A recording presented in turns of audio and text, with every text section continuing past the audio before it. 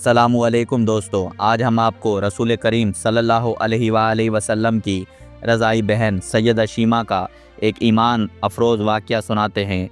बचपन में वो नन्हे मोहम्मद सल्लल्लाहु अलैहि वसल्लम को अपनी गोद में उठाती, झूलती और लोरी देती, ए अल्लाह मेरे भाई को सलामत रखना, आज ये बच्चों के सरदार हैं और कल ये जवानों के भी सरदार होंगे।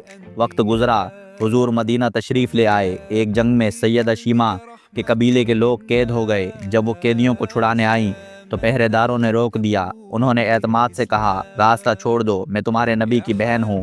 हुजूर ने देखा, पहचान लिया और फरमाया, बहन तुम्हें पैगाम भेजना चाहिए था, मैं फ़ौरन कैदी आज़ाद कर देता। फिर आपने तमाम कैदी छोड़ दिए और अपनी बहन को घोड़े और कपड़े तोहफे में अता फरमाए।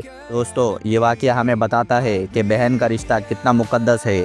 और अगर आप ये वाक़या मुकम्मल तफ़सील से सुनना चाहते हैं तो हमारे यूट्यूब चैनल इल्म ख़ास ज़रूर विज़िट करें।